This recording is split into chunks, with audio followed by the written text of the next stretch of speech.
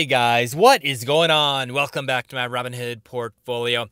Today I'd like to talk about some of the different news feeds that are included within the Robinhood application. This comes in response to a viewer, Dow4B, who essentially is writing whether some of these different hyperlinks, news sources on the application can be trusted. So if we take a look at a stock, I just have Ford pulled up because it's one of my larger holdings and it typically has quite a few different news feeds in the news section here. So if we go down here, recent news, if we expand that section, you can see here there's a whole host of different website articles that are hyperlinked. If we take a look at the first one, or the second one here on the list, 3 dividend stocks for in-the-know investors. You can see this is linking to finance.yahoo.com and then to fool.com.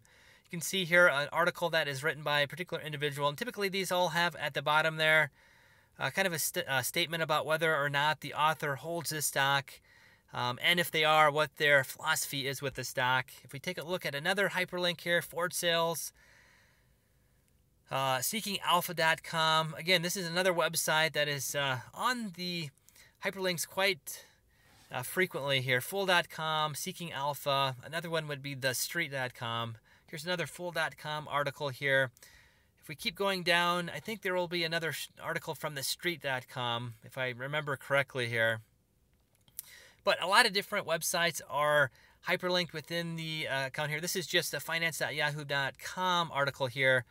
Looks like Wall Street, 24/7 Wall Street. Maybe that is the particular news organization. But there's quite a few articles. And the point I want to make about the articles is that they are, for the most part, pretty biased, either for the stock or against the stock. So I don't think you really should be taking a look at a lot of these different news articles. If we take a look at a different stock here, GM, recent news, again, a number of different articles that have at least GM or their particular market industry cited.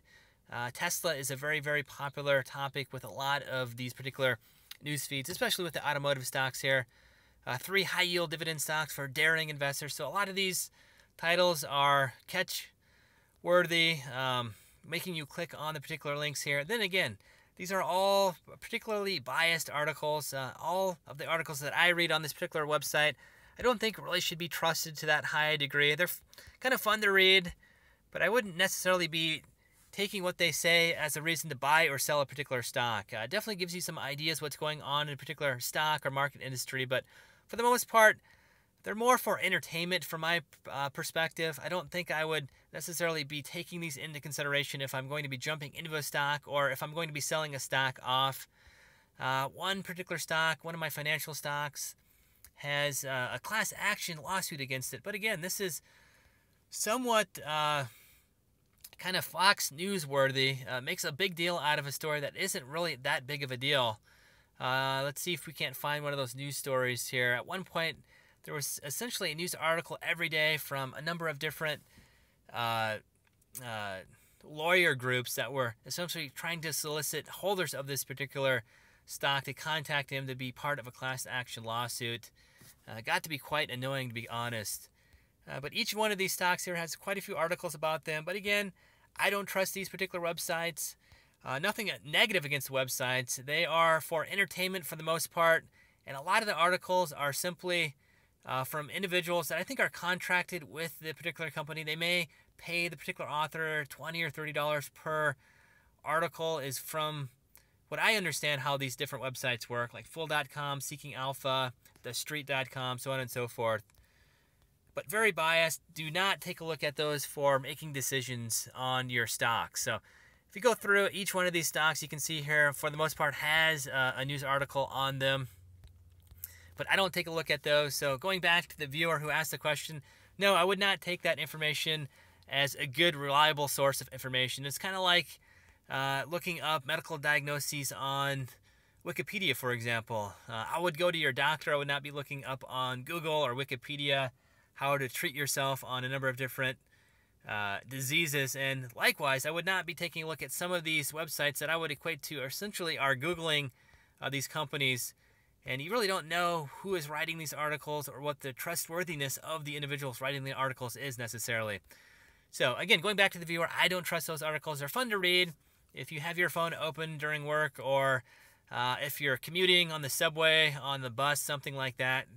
very fun to kind of take a look at some of your stocks, get an idea what's going on in the particular market industry, but they're not very good, reliable sources for whether to make good decisions on buying or selling a stock. So yeah, don't want to make the video too long or ramble on about that, but I do not trust the sources in the Robinhood application here that are hyperlinked in each one of these particular things. Again, going back to Ford here, the news articles I don't necessarily take a look at when I take a look at my stocks and are making decisions whether to buy or sell a particular stock. So yeah, just wanted to put out a quick video about that. Let me know what you guys think about the different websites that are highlighted in the application. I know there's a few that are quite frequently cited, and there are a few that I think are good. wallstreet.com, for example.